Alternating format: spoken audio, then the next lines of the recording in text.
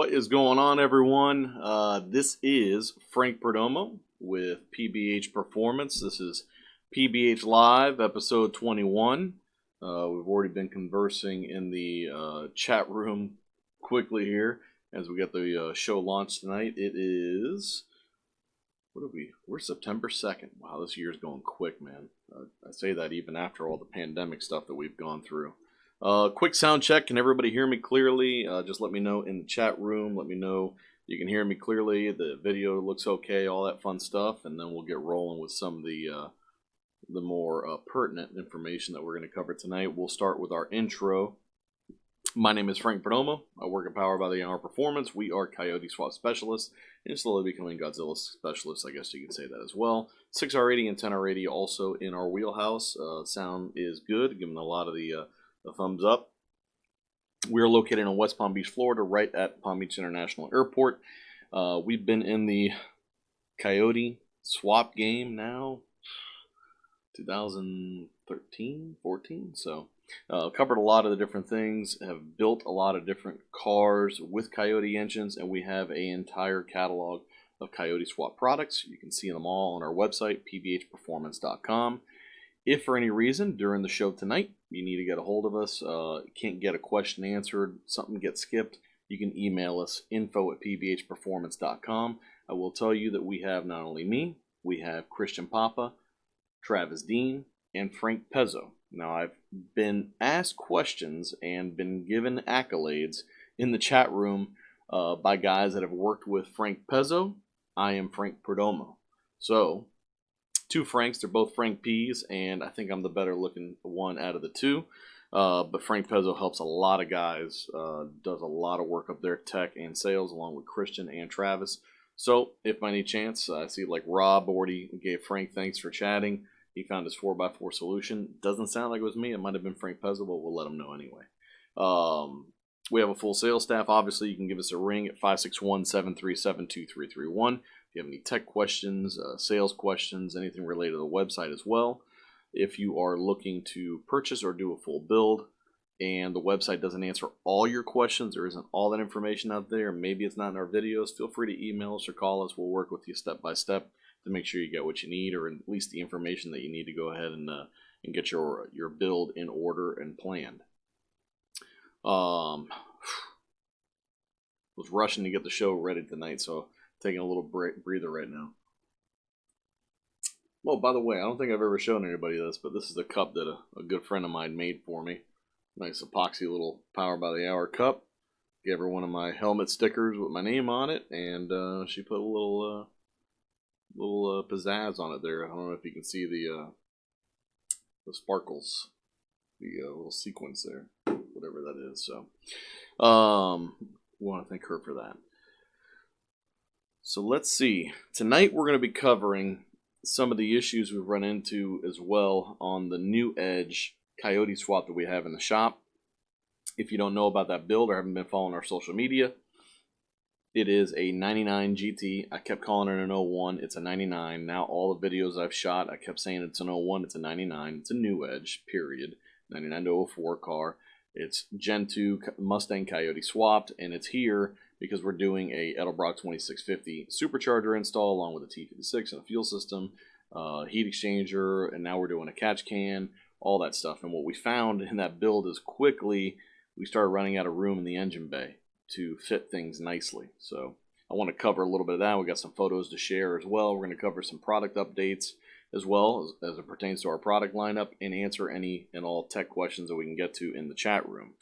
Speaking of the chat room, we'll start off by welcoming the first person in the chat room, which was me, which is cheating. So the second person in the chat room is Parker. Parker, I still owe you that estimate. I've been pecking away at it, trying to put things together, but just stuff's been crazy here. So we'll get it to you tomorrow, brother. 2000 MCR, what's going on, brother? Wild Horse Garage. Terry Suburus says he's in top gear, which is 6. He's the 6th in the chat room, and he's checking out. Joe Lubner, what's going on, brother? Jordan Dunning, Doug Fidelki, which there might be some good news on cold air kits. I think you got yours though, Doug, but something pertaining. We've always seemed to talk about cold air kits when it comes to you. Rob, who mentioned thanks to Frank, which might have been Frank Pezzo. Root Beer, what's going on, brother? Coyote Fury, hey, how we doing? Jason Friedberg, Jose Delgado, thanks you all for joining. Oh, we got plenty of guys. Dunn523 says he's his first time catching the live show. Welcome. Let's see, who else we got in here? I think Mark Warren, what's going on? Mike Vasquez, how you doing? Parker says no hurry. Don't say that because I'll never get it to you. We'll get it to you tomorrow. Let's just do tomorrow. That'll work. Thank you all for joining me. It looks like we got 34 people with us at this time, and 35 if you count my mustache, which always seems to be a great topic of conversation, whether it be in the chat or from people passing by on the road. Give me a thumbs up for it. So it's always been fun to talk about. If you are posting any information or any pictures of your build online, make sure you hashtag PBH equipped if it has any of our equipment on there, any of our parts. That way we can see it and potentially even feature it on one of our shows or one of our videos as well. All right, so Denny Sullivan's 99 GT Gen 2 Coyote swap getting an Edelbrock 2650 Supercharger. Now, outside of the Supercharger itself, the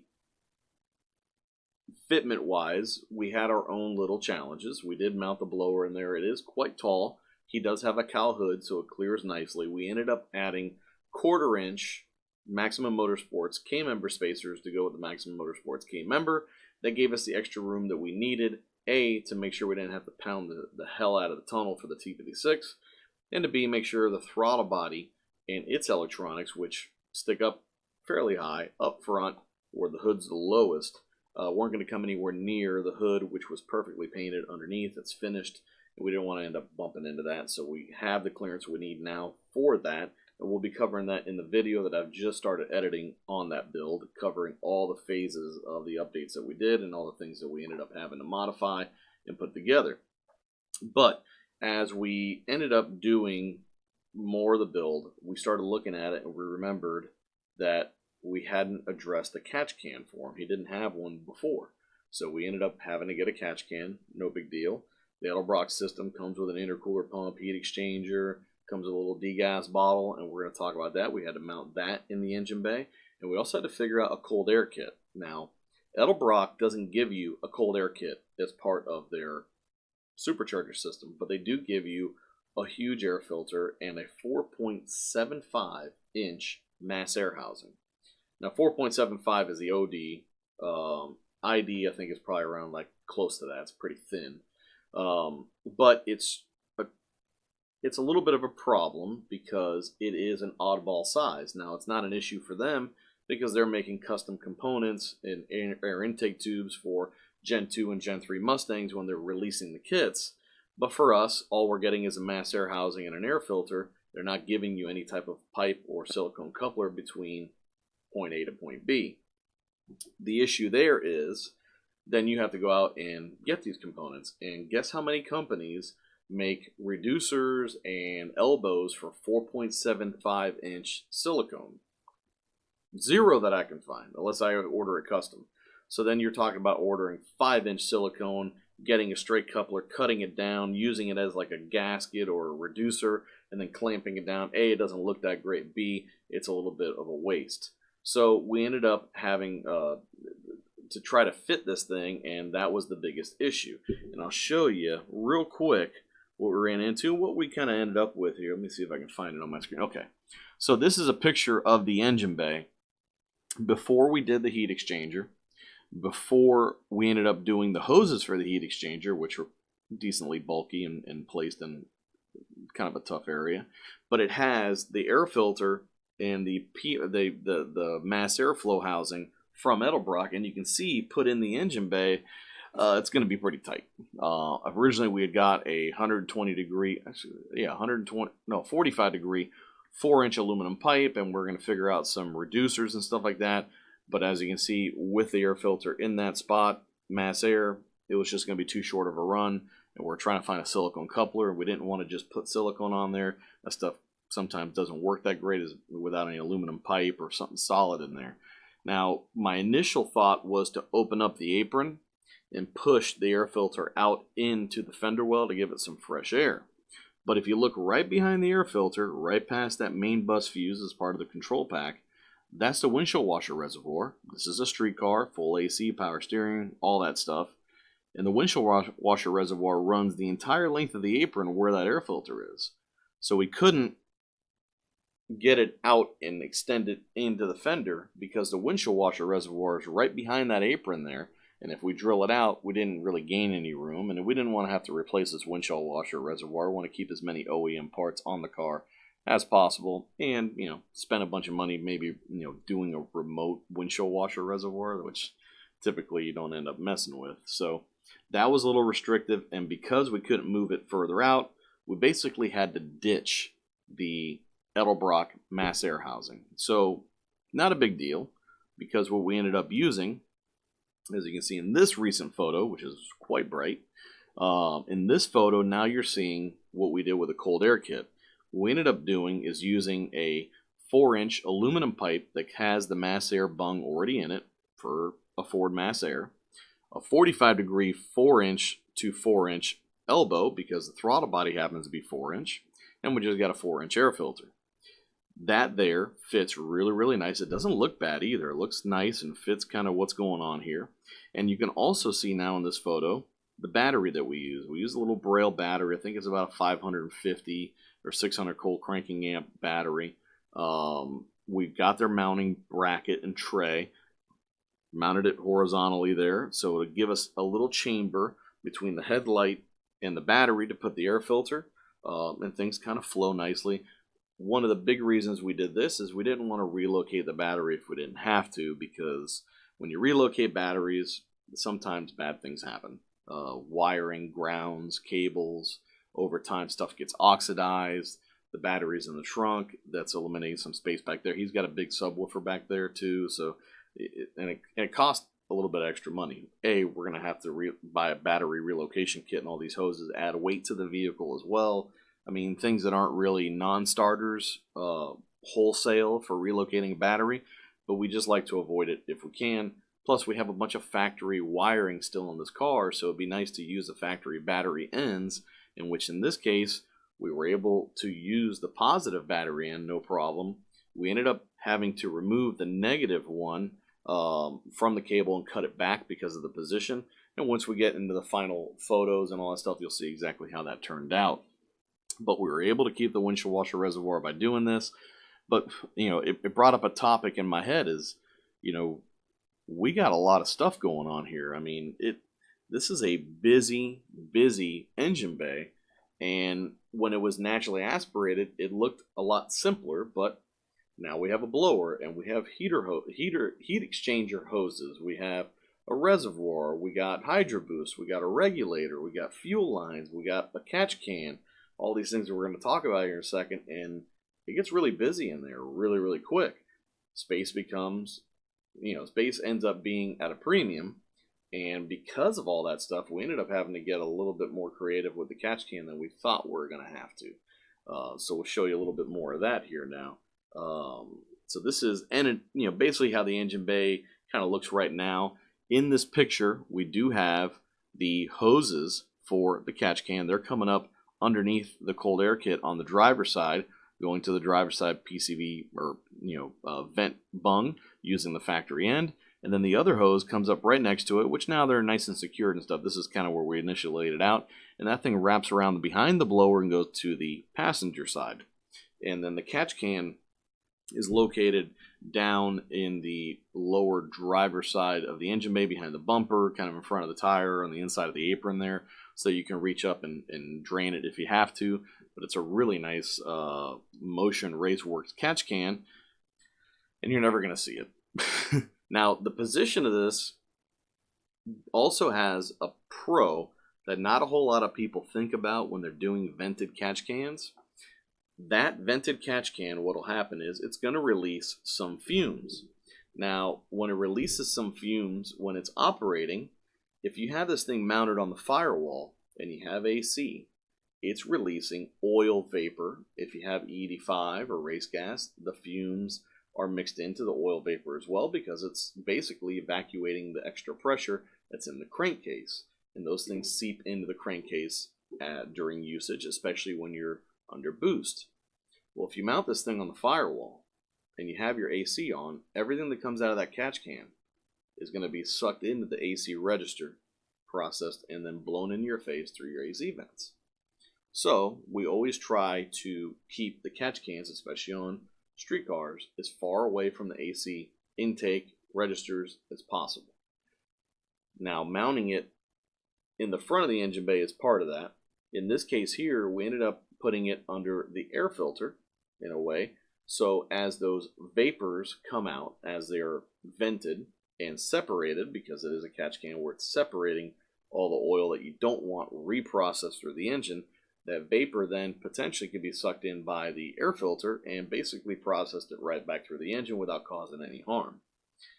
So he's not going to get a bunch of that oil vapor, fuel smell, anything extra by putting it up there potentially. And it also will work well because as it's mounted lower than the engine, it'll allow oil that's captured in the lines to drain into the tank once you get the vehicle shut off. So it works out pretty good where it's at. Initially, I thought we were going to mount it in the engine bay, passenger front, somewhere near the coolant reservoir for the heat exchanger, and the other coolant reservoir for the main cooling system, but the PCM is located down there in the apron, and it would make it a little bit hard to access because, as you saw in one of the photos there, we did also mount the intercooler pump on the lower passenger side area opposite of the catch can. So here what you see is the intercooler pump. It is mounted to the radiator core support with its 40 amp relay that Edelbrock supplies in their harness. This big jumble of wiring that you see kind of right behind it, that's actually excess wiring from the catch can because the PCM, as you can see, is mounted in the apron facing out, so those connectors are in the engine bay. Now, when you look at his engine bay, you'll see behind the passenger side headlight, there's a big cutout there. We didn't put that there in particular. This car in another life had a 2-valve in it, and it had a supercharger. And that supercharger from Vortec, well, that's what the hole you would open up for the air intake to go to the blower. So that basically opening was there to begin with. We didn't have anything to do with that guy. I wish we had it on the other side and we put the air filter and they get a little bit more fresh air to it, but we'll see how everything works out. Now, this cold air kit, I will make a note, Lund Racing is doing the tuning for us. They've already explained to us, listen, we're going to be monitoring the logs. We want to see how it reacts to the fan wash, because this being a pressurized engine bay, even though the air filter isn't directly behind the cooling fan turning on and off could affect the way air moves into that tube. Now, if you notice, the mass airflow meter is not really close to the air filter itself. It's towards the back end of the tube. That's going to give the air quite a bit of time to go ahead and straighten itself out as it enters, so we really don't expect it to be much of an issue. But we'll see. Based on the data logs, we may have to put a shield on it, we may have to relocate it, who knows. But whatever it takes to get it right, we will do, especially with the advice from the guys at Lund Racing.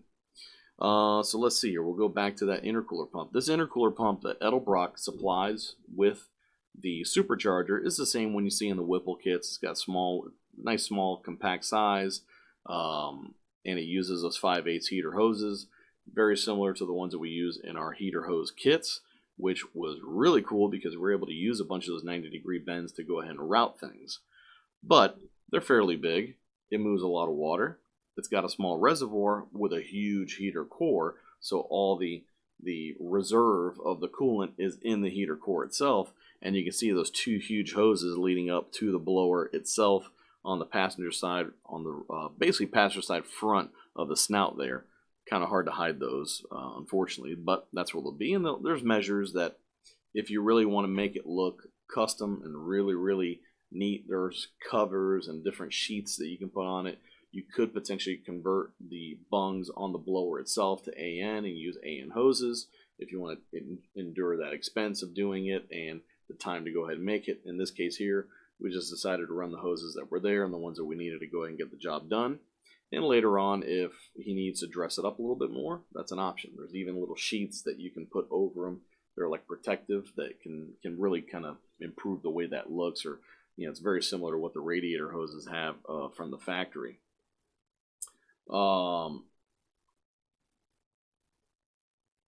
So yeah, we definitely had to work through a couple things there on the engine bay, but it was kind of brought up a point, whether it's an Edelbrock, a Whipple, a VMP, a Ford Racing version of the Roush Blower itself, Magnuson, whatever, even a centrifugal, we're already dealing with a bigger engine in most cases, taking up more room, trying to make things fit as best we can and look as good as we can.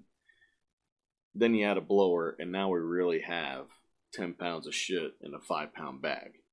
And you have to adapt it, like someone mentioned here in the chat room. Who was it? Poor Boy 313, adapt and overcome? Absolutely. We'll figure it out. We're going to get it in there one way or the other. Being it's a customer car, we'll try to do it with expense in mind, how much time we spend on it, and then what it's going to look like when we're done. If it's my car personally, I did Scott Rod panels and all that fun stuff, but when I get to make a hole or make room for something, it's going to be made, and then we'll deal with how it looks a little bit later with a little bit of care involved. But when it's a customer car, everything has to be taken into account. And it's safe to say on this job here, we literally have not had to cut anything other than the plastic shielding in the front that boxes the radiator, and a little bit of the aluminum, or not the aluminum, a little bit of the radiator core support down by the intercooler pump where it's not visible.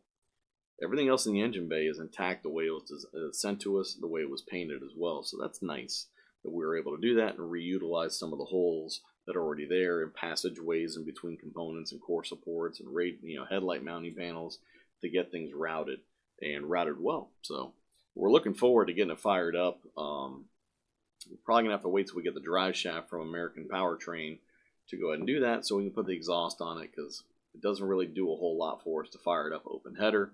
Can't log it like that. It's not going to give us a good data log. We can check and see how things work, but it's also going to kill us sound-wise here. We just finished air conditioning the shop. I don't want to fill it up with a bunch of fumes either, so it'd be nice to get the drive shaft here, get it, fire it up, move it out, check how things are, and go from there. So we might do some small test clicks and get the fuel system pressurized, make sure nothing's leaking on that front, and then kind of wait for the drive shaft to come in next week so we can go ahead and fire it up. So we'll have some video for that as well. And then shortly after that, we're going to dyno tune it. I'm going to go ahead and do some video related to the dyno tuning process. This car is a little bit unique. It has an SCT X4, which is no big deal. We can use that.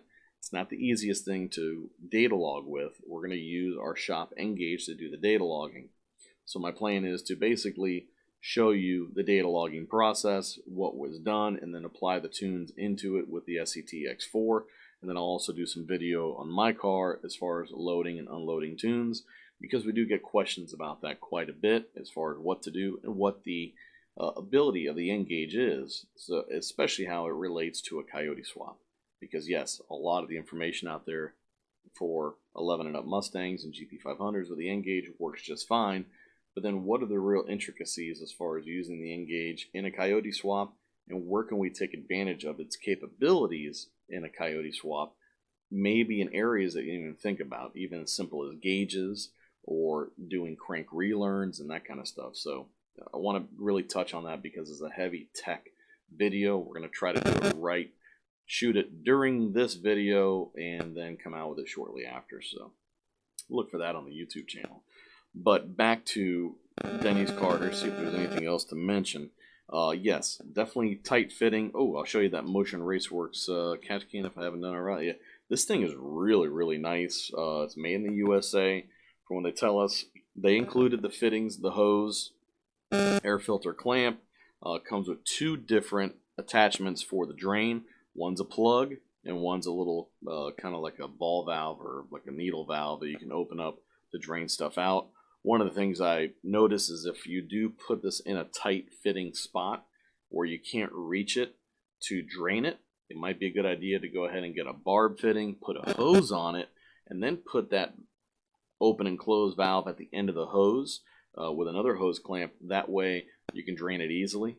Where this one is right here, I don't think we're going to have that problem. You just kind of reach up underneath it and drain it down, maybe every oil change and so forth, and do that.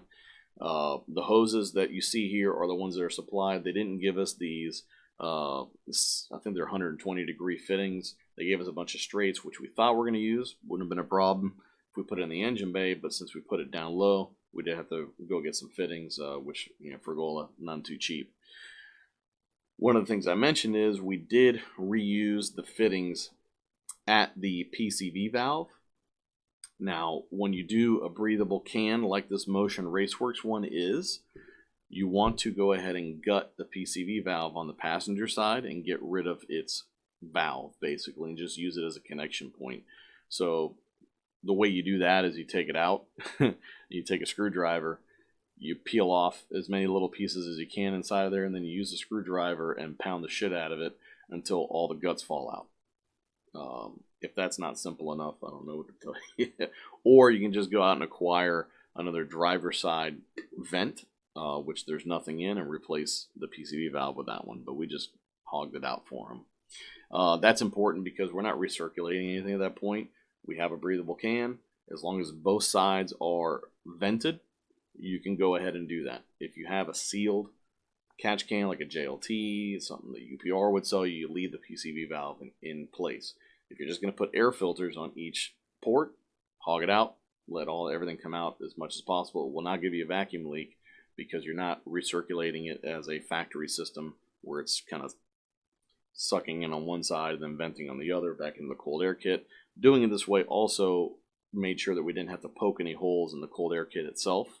We don't have a brake booster, and we don't have a sealed PCV system, so we didn't have to do any additional fab work to the cold air intake, which, again, with room constraints could have been an issue as far as getting a fitting in there, getting a hose to it, that kind of stuff. So it worked out really, really nice. As you can see, we have our speed drive on there. We're using the stock upper radiator hose. In this photo here in particular, we have our heat exchanger hoses run. We have our catch can hoses run, even though they're not finished up in this photo, but they are run. Everything that's going to go in the engine bay is here. There's nothing that's missing here. I think the only thing we have left to do to it is hook up the boost reference to the regulator. We need a T for that. Fill it up with coolant. Get the fuel system, load the tune, get the drive shaft figured out, exhaust back on. We've got a few more wires to run for the FC2 controller. For the fuel system, this 4 Innovation system has got twin 465 liter per hour pumps. So there's an FC2 controller in the trunk, and that's a solid state relay. It's a lot more consistent, a lot more durable, and that one needs battery power, it needs ground, and then trigger from the control pack to go ahead and turn it on. So the car is really coming out nice. Can't wait to see how it all comes together and how we what kind of power it puts down. I think pretty much being a Gen 2 Edelbrock 10 PSI 6 rib system, I mean 650 rear wheel really shouldn't be out of the question, especially with long tube headers and the upgraded throttle body, 4-inch cold air kit. So that's going to be really cool. We'll get some driving videos, maybe do little action videos as well. And we'll go from there. What am I missing in this chat room here? You guys are talking about Great Odin's Raven again, stubby tube, cannonball, adapt to overcome. Yeah, I got all that stuff.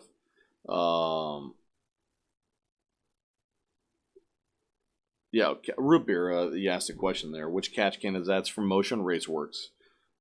Really nice catch can. It's not the most budget-friendly thing, I would say, but it's really, really high quality. So the catch can that I have on my car, I got from Race Part Solutions back in the day. And if you guys don't know who Race Part Solutions is, they're in Georgia, and they basically are a huge Fergola distributor. They got a lot of their own products. They got a lot of fabrication parts that get made for them, for their turbo customers, a lot of piping, silicone couplers, T-bolt clamps, that kind of stuff. The guys are great to work with. We've worked with them for years. They're good friends of ours. And if you ever need anything, especially shipped, they're a really good source to get those hard-to-find items. Locally here, we're lucky that we kind of have a mirror image of Race Part Solutions not too far from us called Havoc Speed. Anthony runs a great operation out of there. I just got some fuel jugs from him. a funnel to fill up my fuel cell. He stocks all the same Frugola fittings, tubing. I think he does nitrous, AIM dashboards, all sorts of stuff too. We're lucky that we know where all these guys are and we can work with them. They're in striking distance from us because they're a great source for that stuff, especially when you get into the fabrication and so forth. It's also a good source for you guys too because, you know, we don't sell all those little fittings and tubes and stuff like that, but we know where to get them. You know, they're a good place to know. What was I getting at with that? But yeah, Motion Race Works. It looks like the catch cans were going to work great. In my car, Race Part Solutions, for a time there, had their own catch can, and they did offer it with 2 half-inch MPT ports. And I just put 2 -10 bungs in there, and I ran both my hoses to it. So if you look at some of the pictures of my engine bay, you'll see that as well.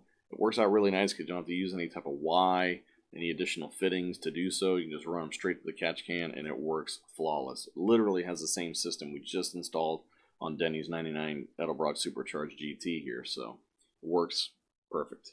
We've used open element catch cans in other builds, pretty much all of them. The Peterson can is just a big version of that. That's what Ford Racing uses on the FR500 race cars.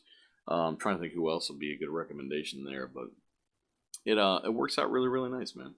I think it's something that you guys could apply to some of your builds to simplify stuff, and it also gives you a chance to give you a little bit of that high performance bling.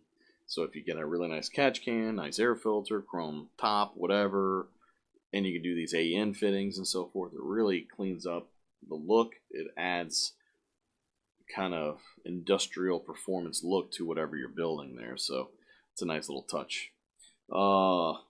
Let's see here. I think that's DeShannon Ike Hart that's chatting in there. DeShannon, we processed your return today. So you should be seeing that credit on your statement the next day or two. We got all the parts back. Thank you for sending them back in good resellable condition for somebody else. So we got you taken care of there, brother. Thanks for joining us and thanks for choosing PBH.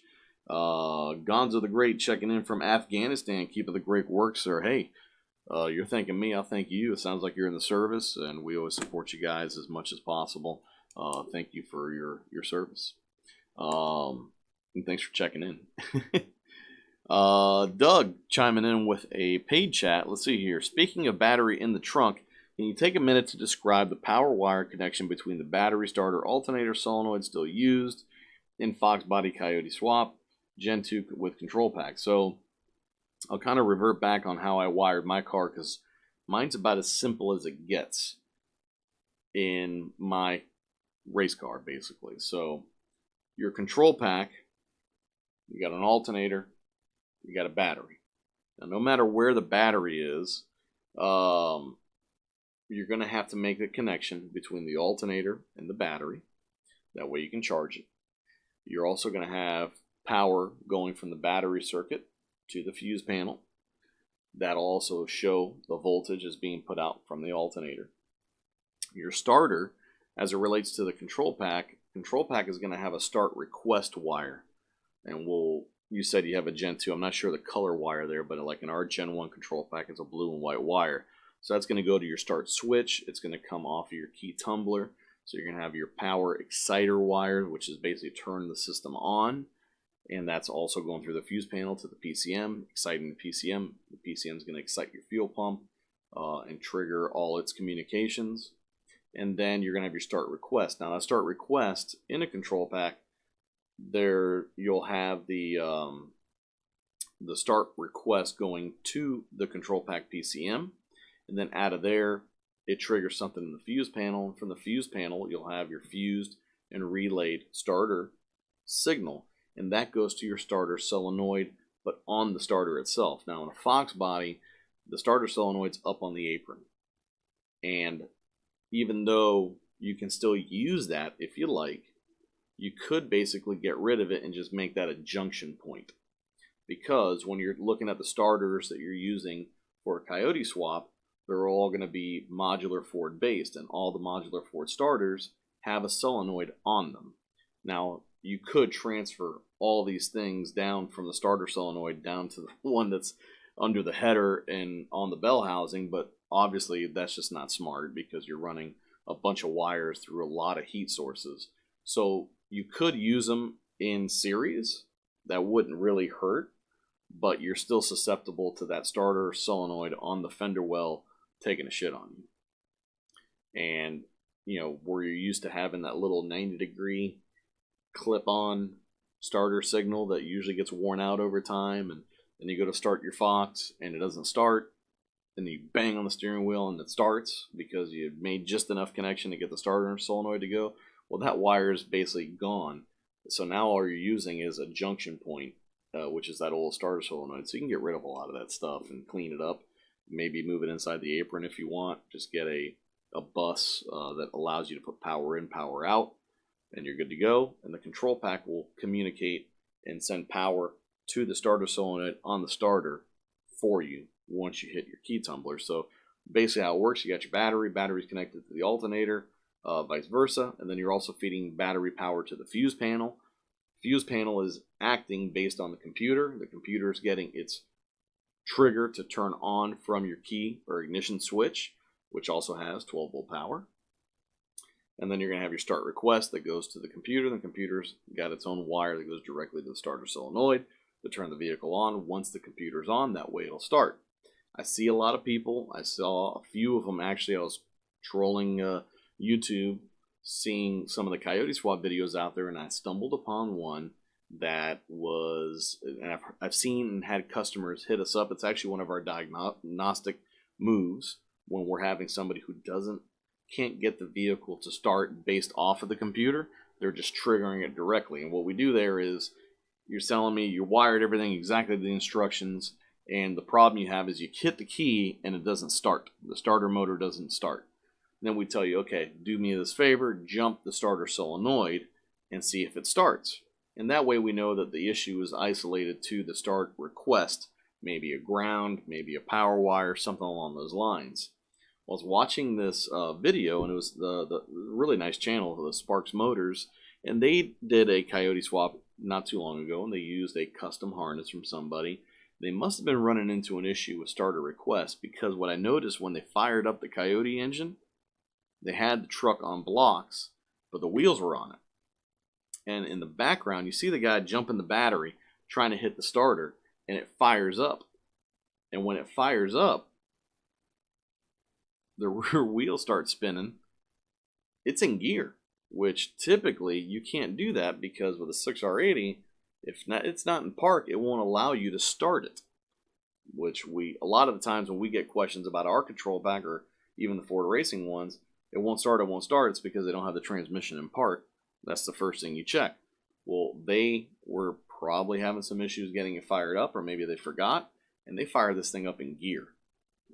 So it's doable to wire around all that stuff, but it's all there for you to use, Doug. Use what the control pack gives you. Ignition trigger to turn on the PCM, start request, so that it'll work right through the computer. If it's a 6R80 vehicle, your 6R80 is your neutral safety switch. If it's manual, you're going to have to wire that stuff up on your pedal anyway, which is another game to play and get figured out. But you should always have a neutral safety. That way you just don't start the car or try to start it with it in gear. But I hope that answers a lot of the questions you had there, or any of them that you had. Or if I didn't cover it, just post it up in the chat room there, and I'll go ahead and dig back into it. Root Beer, there's a video of the Mach 1 at the Nürburgring, and the Verwucker looks sweet. Well, I got to watch that, man. Maybe post up the link to it so we can take a look at it. I'd like to watch that. Nürburgring is one of those tracks that no matter what game console I play it on or simulator, I can't figure it out, man. I have like racer's block when it comes to the Nürburgring. Therefore, I have no aspirations of ever driving it. If I ever got there, I would want to go in a ring taxi with Sabine Schmidt, and that's on the list. I would love to do that. If it's not Sabine, well, I'll see if there's another driver out there that can cut it. But it looks like a lot of fun. I just don't know if I would really want to drive it at 7/10, even 6/10, not knowing the course, and it's a massive course. So, but I'll have to check that out, because that Mach 1, I know you've been asking a lot of questions about it, because I think either you got one or you're looking to get one. So,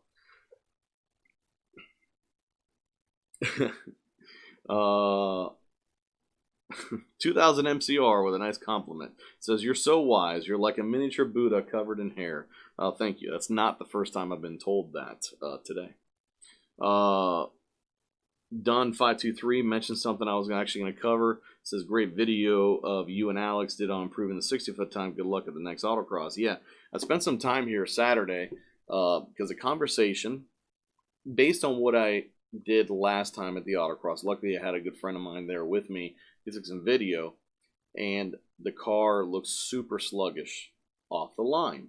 And I've always been careful to launch it, especially these autocross, because it's not like you're on a sealed course. In this case now we actually are, but usually don't have a ton of grip. Tires aren't that warm, that kind of stuff.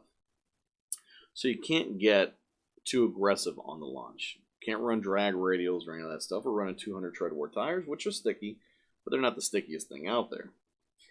So my question was to our guys and Alex's, what do you think is a good way to try to improve the launch, or essentially the 60-foot, right?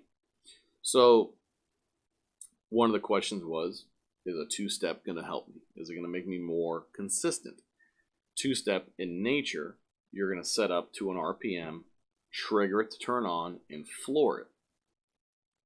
Well, flooring it doesn't help me because even if I launch it at 2000 RPM, as soon as I let go of that two-step or let go of the clutch, it's going to go full throttle, and I don't have the tire for that. So I have to find a way to modulate clutch release and throttle input so that the vehicle is spinning but not blowing the tires off of it, because it needs to be under control. I don't have the autocross video queued up, but the turn-in, basically from the starting line to the first turn, or where I need to start turning, it's not that far away. It's just about less than 60 feet. So it's important not only to get the car up to speed, but get it into second gear, because I use second gear throughout the rest of the course. There isn't a whole lot of time from that first section of slalom to go ahead and make the 1-2 shift, because right at the end of that is a hard right-hander, and you got to accelerate through it into the left-hander. So got to get that shift done early, get it into the gear you're going to use around the whole course, that or swap in a DCT. I'd love to do that, but it's not an option right now. So, yes, Alex came over on Saturday. We did some baseline runs. I think I started with like a 2.5 60-foot on the Draggy, which is a really cool little piece of technology. My aim data acquisition will actually give me that information, but the Draggy gives it to you instantly. The aim, unfortunately, I'd have to break out the laptop, download the data, look at it, and go, okay, we did this, let's go try it again. And we wanted something to simulate more of a hot lap, kind of like it is out there. The street in front of the shop is kind of similar to the surface at the kart track out at PBIR, so that worked out well too. But yeah, man, we started with like a 2.55 on my first run, and that's launching it the same way I would at the track on cold tires at the time. And we started increasing RPM. We started shortening the shift. And by the time we were done, we were able to run a 2.2 and get it down to like a 2.18, a 2.19 consistently. Now that was all starting in first gear. There's a little bit of a debate here in the shop whether I should try to launch it in second gear with more RPM. But based on what I saw out there, I want to try it in first gear when I go to the track in a real world setting and see how it works. I'm going to the autocross this Saturday. It's a double points race. My goal is to get there first, get in the A group, and try to get as many runs as possible, because I got to get the hell out of there by like 10:30 to go to my nephew's reconciliation brunch lunch and then celebrate with him, because that's very important too. So not only do I have to get there early, I got to kick ass immediately, try all this new stuff, and get it loaded up on the trailer out of there at 10:30 and changed out, because they're going on a nice lunch, which is going to be well, that's going to be pretty hectic for me. Then when all that's done and the drinking's been done, I got to trailer the thing back to the shop and hopefully not get in any trouble that way. But anyway, but yeah, we'll be able to try everything you saw in Alex's video this Saturday in a live setting, similar. Hopefully it's not raining, so it'll be just as damn hot as it was last Saturday, to really a communion. I think it is, JB. It's a communion or reconcile. I don't know what the hell he's getting something there. I got it too, you know, Catholic stuff, but his first reconciliation or communion, I'm not sure. But I lost track there. We should be able to duplicate what we learned on the street here, out there, because it's going to be Africa hot, and there's going to be limited grip, and I'm on the same tires, same tire pressure, and we'll go. Not making any other changes on the car to go out there. I'm trying to keep it as straight, simple, and similar to what we did testing-wise as we did here, and we'll see how it reacts out there. And we'll get it all on camera and kind of go over it all and see how we do. My best time out there, I got to look it up. I think it was a 51.7. Yeah, 51.7 on a cool night. It's going to be during the day. If they get us started early enough, maybe we'll be able to duplicate some of those runs once you get the tires up to temp and so forth. But hopefully with this, if I can take that 2.5, which I got down to a 2.18, that's about 0.3 conservatively, and remove it from my best time, that gets me a little bit closer to that 50-second bracket, which is where all the top dogs are. And when we say top dogs, none of them are front-engine, rear-wheel drive V8 cars. They're all super high-tech or really nasty rides, lightweight. Miatas, really good drivers. Cayman with launch control and tires and good driver. I'm decent driver with a light car, but I don't have launch control, I don't have ABS, I don't have to have a stability, and usually I'd see those guys taking advantage of that stuff out there, so we'll go from there. Let's see here. Yeah, root beer, I know I can't say that. I'm surprised I get away with saying Pussy Pounder, who is one of the guys who joins us in the chat. That's awkward enough. Let's see here. Doug says, okay, answering his question, he says, it does. I may send an email with a diagram to verify, but it made sense for the most part. Thanks as always. You're welcome. Absolutely. Anytime.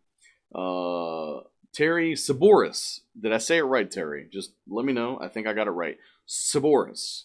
Hi, Frank. What is your humble opinion between a Godzilla versus a 514 crate engine? I'm trying to picture what vehicle you need a 514 crate engine for. I imagine it's something either with 3 stages of nitrous, it's a Pro Street, Pro Mod, maybe a big F100. It's probably not too much of a street car. Now, if that's the case, I think unless you want to be a guinea pig, performance-wise, parts on the shelf, build it the way you know it, I would go for a 514 if I'm doing some sort of Pro Street, high performance, drag racing, that kind of stuff. Everything that's Godzilla right now in the performance arena is cutting edge stuff. It's all new. And for the most part, I don't think it's proven. I haven't seen a whole lot of cars. I know the guys at Team Z are working their butts off to build 1 or 2 of them. There's a Whipple on one of them. I know Paul up at Paul's High Performance is doing a mile car with some engines from Ford Racing that are Godzilla. Everything that they're doing Godzilla-wise that I've heard about is all-out performance. Not a whole lot of street-minded swap stuff going on. We've talked about some room constraints with it. And I was talking to a customer today. He's got a 55 Gary Klug. We did a video on his cooling system on his F100 that's Coyote swapped that we did some upgrades on. He's got a Mustang 2 front end in that. He was asking about that Godzilla. And I go, well, here's the problem. Wherever your steering rack is now, if it's close to the Coyote oil pan, we're going to have to drop that rack about 1.5 inches from where it is. That means we got to drop your outer tie rod ends as well, or else we're going to have or induce an extra bump steer condition that we don't really want. On top of that, the Godzilla engine in factory form, intake, throttle body is 1 inch taller than a Roush supercharger or a VMP supercharged Coyote. So those room issues are going to be problematic going forward as far as fitting them in vehicles. Now, if you're talking about 514 versus a Godzilla, most likely we got a race car. Cowl hood's probably not a big deal. Cutting the hoods may not be a big deal. But if you're asking me right now, September 2nd at 7:51 at night, if I want a 514 or a Godzilla, If it's a race vehicle, performance-minded, I'm going to go build me a 514 because I know those parts are out there. There's probably a path to whatever combo I want already done and figured out. With a Godzilla, I'm going to be relying on a lot of experimental stuff and not a whole lot of data out there just yet. Now, if I'm building a street vehicle, an F100, some sort of SWAT vehicle that I'm going to drive and cruise and so forth, then I'm probably going to be leaning towards that Godzilla when the control pack comes out. As of right now, September 2nd, 2020, 7:51 at night, there is no commercially available control pack for the Godzilla. So all it is an engine right now. It's just a 400 and something pound engine sitting on our shelf out there, brackets being developed on it, that kind of stuff. But we haven't heard it run other than in a Super Duty. Team Z's teasing. They've shown, I think, an engine dyno video. Awesome. But she's still not there yet. I mean, realistically, it's still not really market ready for what we're doing now compared to a Coyote. It still has a lot of development to do. And I had a guy get super, super upset with me over making these comments, these exact comments about a Godzilla engine. Don't get me wrong, it's probably going to be a great engine because they got great guys developing parts for it. What the limitations of it are, well, I guess we'll find out with time. But we've already figured all that stuff out with the Coyote, and the Coyote is pretty damn good, considering it's a 5-liter, not 7.3. Yeah, it's wide. There's some things that are prohibitive of it, or maybe a con to it. But it's pretty solid right out of the box. We can add 200 horsepower to a stock one. Gen 2 and Gen 3 probably a better option in that regard. They're readily available at junkyards and used. You can get control packs and standalones and different things for them already. There is a lot of work still to be done for the Godzilla to come anywhere near that level. So, yes, you can start planning for the future, but there's a lot of unanswered questions so far. And when you pose a question like 514 versus Godzilla, if you're talking performance at all, well, there isn't a whole lot of stuff available yet. There might be a cam, there's a Whipple on the way, there's a control pack on the way, everything's on the way. So we don't know. Nobody really truly knows all the answers yet. Because the guys who are working with them and have them, they all seem to be building 4-digit plus power combos. They're not really concentrating on stock stuff. And from what I've been told, if you put 10 pounds of boost to that thing, it's going to blow up. We put 10 pounds of boost to a Coyote and we make 700 horsepower. So, rods and pistons are in your future if you want to boost it. If you don't want to put rods and pistons in it, then we're talking about, what, 6-8 pounds of boost potentially? And then is it really picking up that much power at that point? On top of that, the only blower I've seen ready and done and on the engine has been a Whipple. Now, we got 7.3 liters. We got plenty of bottom end torque. You put a PD blower on top of it, what's this thing going to do? I mean, it's going to make 800 foot-pounds of torque and 600 horsepower? I mean, it's going to be crazy. It's going to be more like a diesel at that point, but we'll see. We'll see how things go. I'm optimistic that it'll make it and be a good performance engine. The only issue, what's missing there, it's never going to be a performance engine out of a Ford vehicle. It's going to be a truck motor converted to a performance engine. Similar, I would think, to like a 460. Is a 460 a great performance engine coming out of the vehicles that were supplied in? It's not really considered to be that, no. It's fine for cubic inches once you do work to it and make it to what you want it to do, but very rarely are you building a performance vehicle with a stock 460, for example, and say, hey, it's good enough, So that's my long-winded answer to your question there. Who was that? Terry. Saboris. Let's see here. Peyton Lucas, how come the 2.9 Whipple isn't on the website anymore? It's because Whipple discontinued it.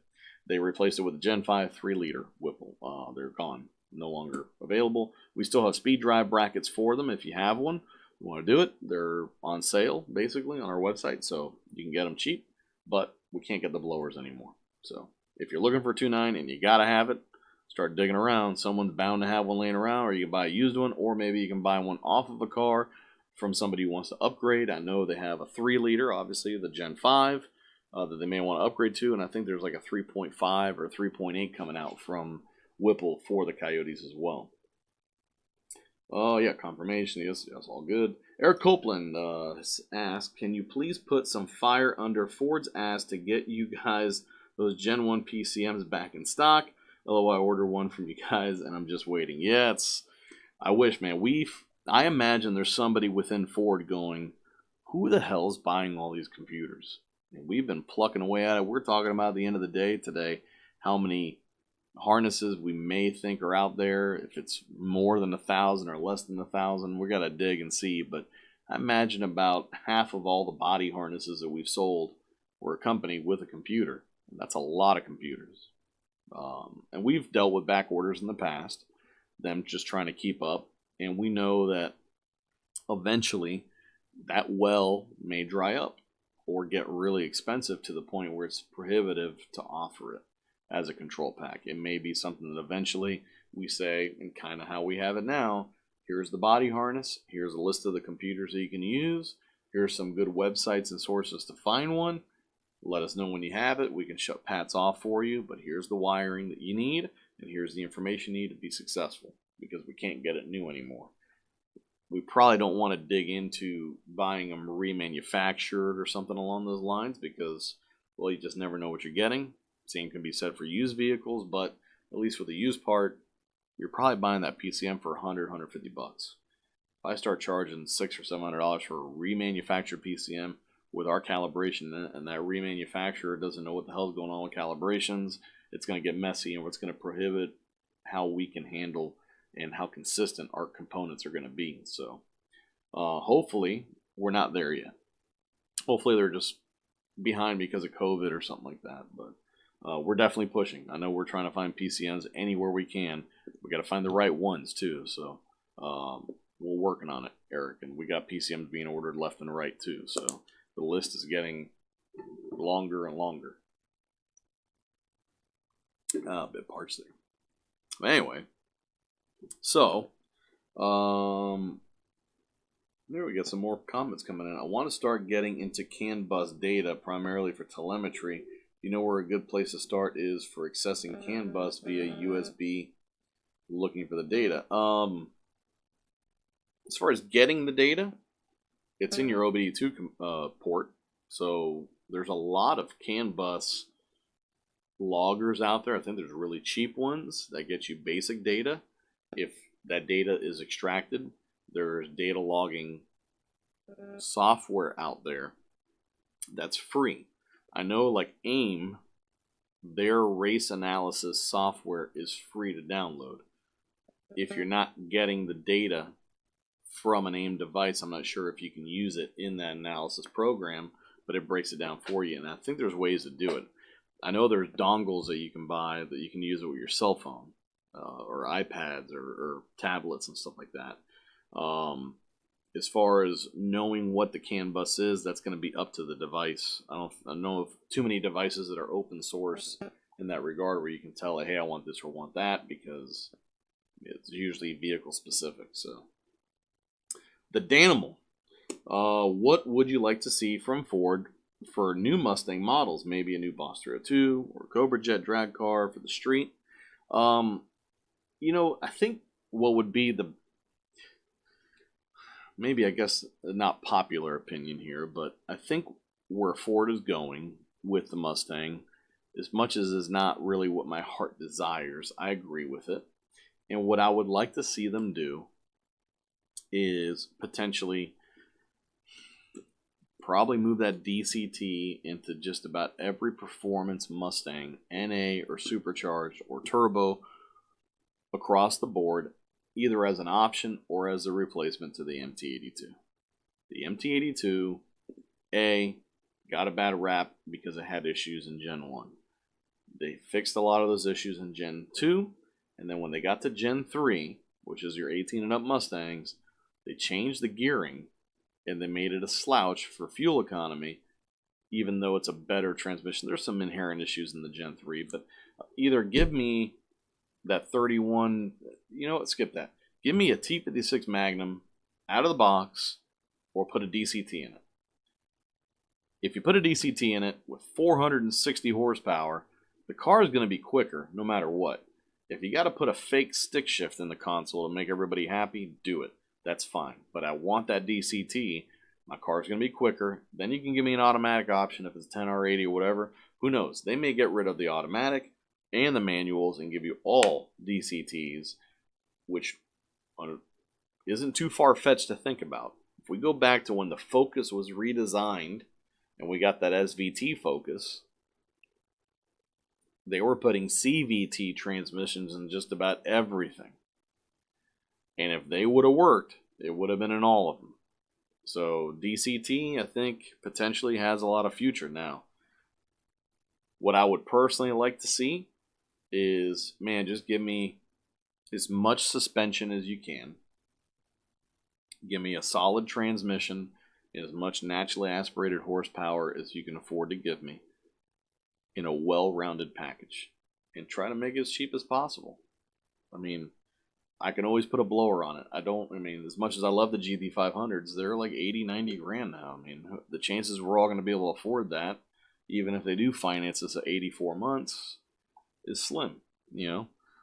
If I can buy a $40,000 Mustang with the best transmission that you can give me, great suspension, solid engine, and a cloth interior or something lower end, and then I can do with it as I please, I think we got a better canvas to work with there. Now, I see Ford kind of chasing Dodge a little bit in the truck market. Now it's a big power game and how they're going to do this and all this stuff. I see the Power Boost F-150. I see the hybrid stuff coming into play. We see Ford getting patents for all-wheel drive mechanisms that look to be going through a Coyote oil pan or a Coyote engine. Whether we see an all-wheel drive Mustang in our more recent future, or I guess I'm having a mind fart here. In our foreseeable future, I guess you can say. I don't know, but it looks like the F-150 might have something where it's all-wheel drive and it's using that power boost to propel the front wheels, and then maybe some big honking power for the rear wheels. So, I don't know. Me personally, I like NA from Ford. Give me as much power as you can. Give me a solid transmission, whether it's a reimagined manual or a DCT. Give me as much suspension as possible. Call it the Boss 302, please, because they kind of screwed the pooch with the Boss 302 and all the transmission issues they had. It was a track car. We were all happy about it. We had brand new suspension, the S197, and they gave us a dud for a tranny. Every Boss 302 guy that tried to drive the shit out of their car or boost it ended up having to deal with the transmission, and that's a bad place to be, Ford, for sure. It was a little bit of a letdown. I would say, you know what, it was a big letdown. To hell with it. Big letdown, MT82 and the Boss 302. Massive issues. Clutches, springs, all this other stuff. Yeah, you can get around it, but you couldn't enjoy the engine for what it was worth. That car needs a T56 or a DCT. How about that? So build me that car with today's technology. Take an S550 chassis, DCT, 460, 500 horsepower NA. Basically give me a GT350 for 40 grand with a DCT. I'll be happy. Let's see here. Get back on track here.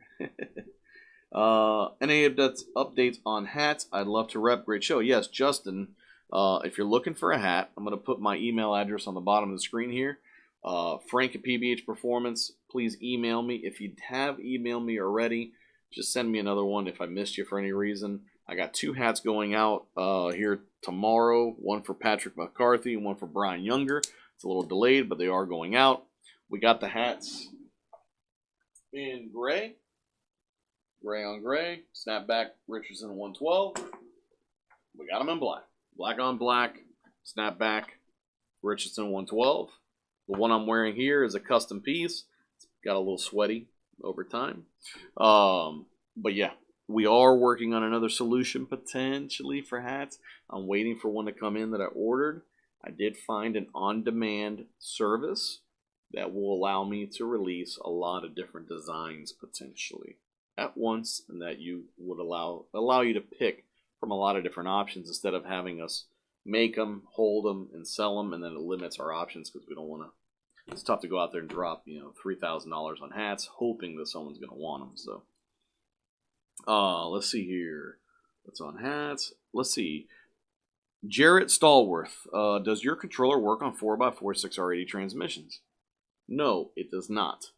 Now, why that is none of the control packs, Ford Racing or the PBH one, are designed to control a transfer case. Transfer case being the one from an F-150. It is CAN bus. There is electronics involved. A body control module is involved in controlling those and running them. That being said, all the control packs are based off Mustang computers. All Mustang computers are 4x2. So, here's how you can apply that to a four-wheel drive. If you're doing a four-wheel drive 6R80, if you have a divorced transfer case, something that's mechanically engaged or independently controlled, no problem. You're going to run it the same way you would a Mustang.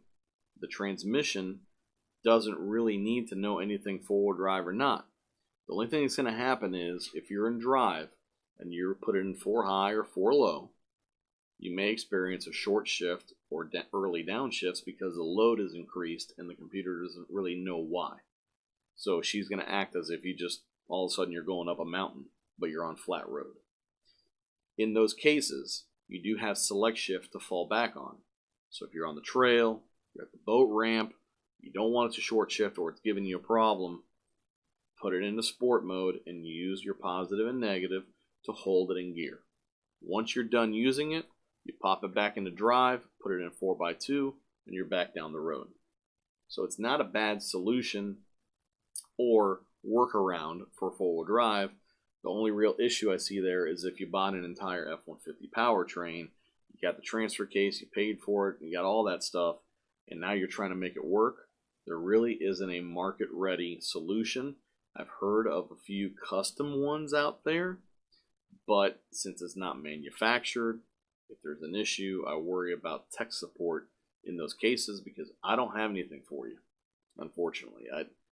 We just haven't, we haven't seen a huge demand for it, not like the regular control packs, and we don't have a four-wheel drive powertrain here to mess with and really develop the stuff. So that's really why you're not seeing a full 4x4 control pack.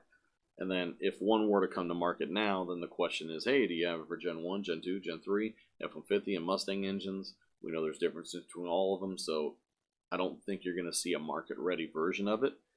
If you're trying to use the F-150 transfer case, you may want to reach out to like Tumblin Automotive.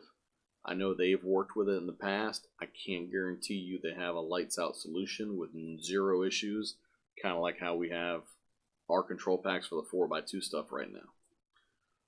Let's see here.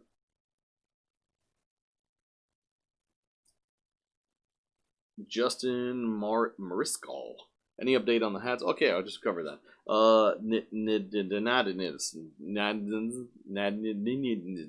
Asks, hello, I emailed you about the 3-valve swap harness. What is the downside to swapping Gen 1 timing on a Gen 2 F-150 engine versus running a Gen 2 control pack with a stock Gen 2? Well, if you have a Gen 1 engine, so the question is, I got a Gen 1 control pack, I got a Gen 2 F-150 engine, I'm going to then have to put Gen 1 timing components in the Gen 2 F-150 engine for it to work. Okay, there's really nothing wrong with doing that other than the extra work you got to do and the extra parts you got to buy and acquire. Once you have it done, you can compare Gen 2 versus Gen 1. Then Gen 2 is always going to outperform a stock Gen 1 engine because Gen 2s have better camshafts, valve springs, they have the ported heads. Not the F-150 engines per se, but the Mustang engines. So when you're going to a Gen 1 camshaft, if you have Boss 302 cams and they're closer to the Gen 2 GT cams, but you still don't have those valve springs in there, and I don't think you have the CNC ported heads like the Gen 2 engines and the Boss 302 engines had. So then your second option, you say, is running a Gen 2 control pack with a stock Gen 2. This is Gen 2 Mustang. Out of the box, you're going to have more power available to you there. You're going to have a better bottom end as well versus a stock Gen 1 GT Coyote engine. Let's see, Mr. King, all-wheel drive DCT Mustang would be badass. I agree. I think I'm not 1,000% sold on having all-wheel drive. Now, obviously, we see how fast all-wheel drive vehicles are. Skylines, the GTRs, Panameras, Teslas. There's a lot of potential with that. I will tell you, when you look at the Porsches out there, Porsche vehicles, in a road racing setting, the rear drive ones, Porsche, rear engine, rear drive, outperform the all-wheel drive Carreras. That's not to say a hybrid version would do the same, but naturally aspirated, typically in handling, the non-all-wheel drive cars outperform the rear drive cars. And that goes to say with a lot of them. When we saw Subarus and Lancer Evos and stuff out there on a road course handling, they suffered. They needed a little bit of special driving, and they needed some suspension help and tires because they pushed because of the all-wheel drive component. So for me, I would still want it to be rear-wheel drive. All-wheel drive, I would try it. I wouldn't down it, but I think in a straight line, all-wheel drive is going to have a definite advantage over rear-wheel drive. So we'll see what they do. I like to see them do it, at least try that exercise and see what happens. They sell Mustangs all around the world, and all around the world there's all-wheel drive performance cars from Audi, from Porsche, from BMW, from all of them. So if they're benchmarking against those cars, they're going to eventually have to come out with their own. And if we don't have a four-door performance vehicle to compete, Mustang Mach-E, I guess. But that's not gas only. So we'll see. We'll see what happens. Who knows? I mean, the lawyers could kill it tomorrow. So let's see. We got a few more questions I'll try to answer here before we go off for the night. Santo S550 VMP Odin versus Whipple Gen 5 and why? It's going to take a long answer. Honestly, I have no experience with a VMP Odin, so I can't answer that. I would ask somebody like Alex on his show, or reach out to your tuner and see what their consideration is as well.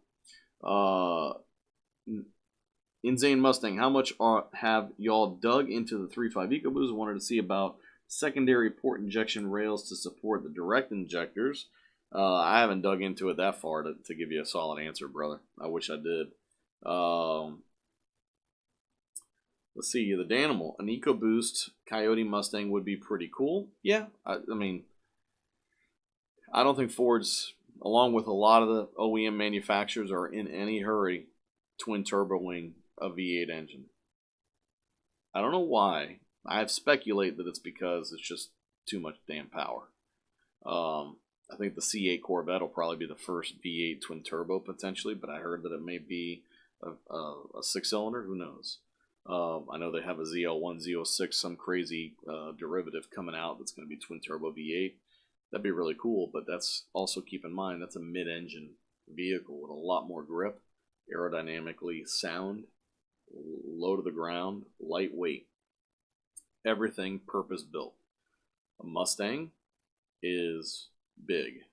As much as we like to make fun of the Chrysler guys, a Mustang's big. It's a big girl now. And they're only going to get bigger.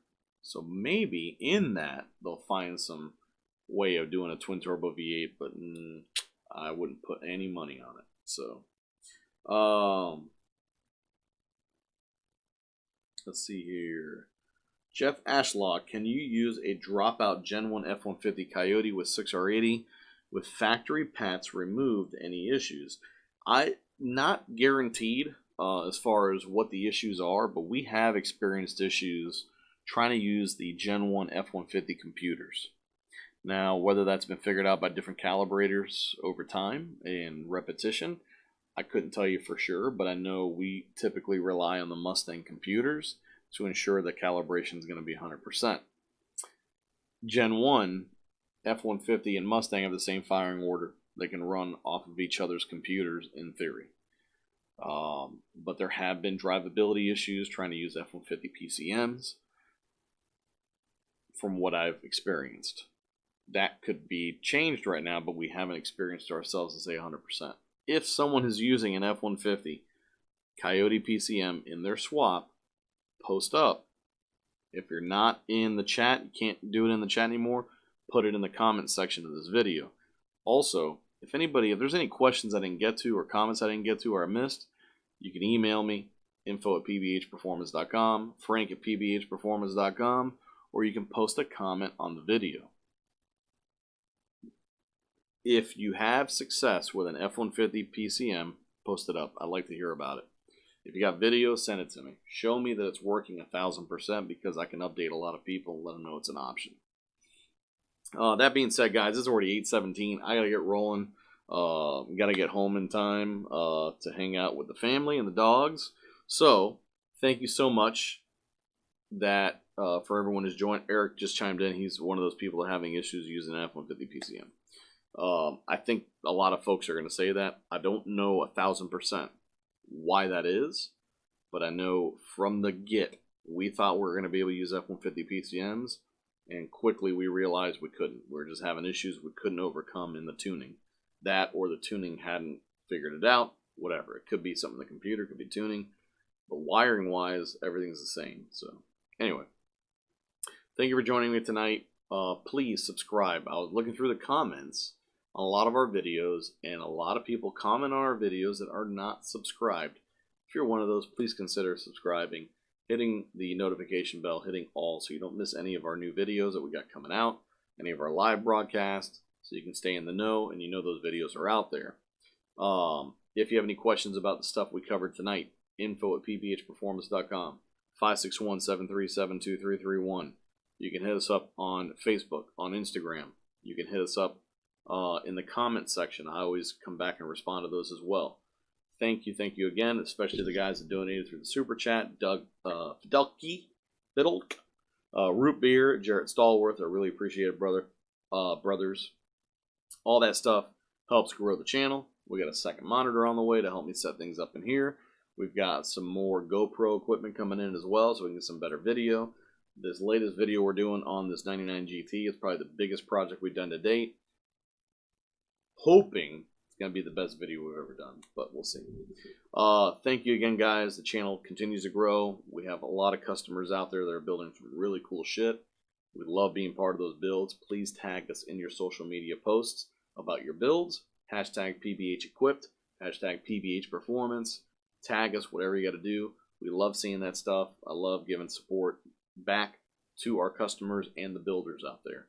It's a two-way street. Your success is ours. Our success is yours. On that note, thank you. I'm going to stop rambling. Thank you again. Thank you for joining us. We'll see you next Wednesday night, and we'll have some updates from the autocross shortly after. Have a good one, brothers.